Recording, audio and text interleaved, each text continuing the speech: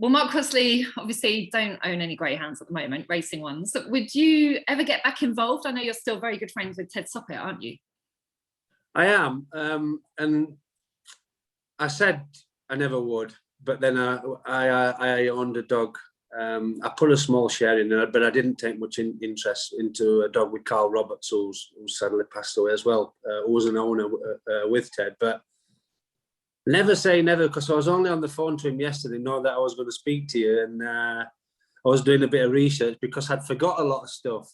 So I was doing a bit of research. So I asked him for some of the research, and when I came off the phone, I said to him, "Have you got any nice pups in, Ted? Is there anything worth investing in?" And he went, "No, I've got a couple of new ones coming and all that." And it just it like kind of I went to bed last night thinking, shall I, shan't I? And maybe I will. Never say never. It's like finding the time, having a family, and obviously, but I'm semi-retired now. I'm not involved in football anymore.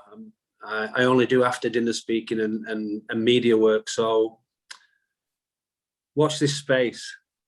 Do not blame me when this all takes off again. It's your fault. It's your fault.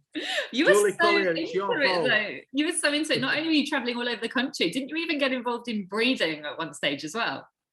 We tried with because Ted's Joe was such a good dog, and if I could describe Ted's Joe, was very quick from the lids. Stayed 500 very comfortably, and a railer. So we decided to try and send Ted's Joe to breed, but unfortunately it didn't work out. Something wasn't quite right, but we were looking into it and trying to get into it at one stage, but again it didn't materialize. But again, something that I was at the time, going back so many years and reminiscing here, but it was something that it was the plan to go forward and try and do that once we actually got the dog that we were able to do that with, but it just never materialized in the end. Being a dog lover, which you are, it gives an extra special kind of affection for the sport, and you know how much it means to you when your dog is in any race. Actually, it could be an A9, A10, Derby semi-final, and obviously you're a dog lover. Do you think that affected how you feel about the sport and how you feel about the dogs? Yeah, I do. I love dogs. Unfortunately, I've always had an allergy to dogs, so I have to be careful the ones that we pick and choose. We have a dog at the moment, it's a pet, but which I wanted a ground.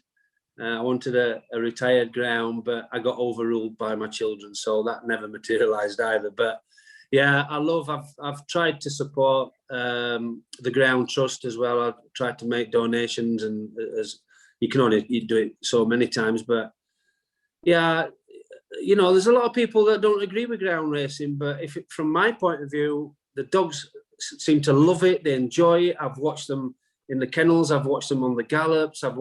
And the dogs love it. So, and I got really, really attached. So I was going to Ted's because when I was playing for Middlesbrough, I was probably 15-20 minutes drive from Ted's. So I'd finish training and I'd be like, I want to go down and see the dogs. I need to go down and see the dogs. So although he only had a small kennel, I used to love to go down. I used to love watching him take him up the gallop, and really, really attached. And I am really attached, and mainly to grounds, just because I've been in the sport, and they're such a lovely dog.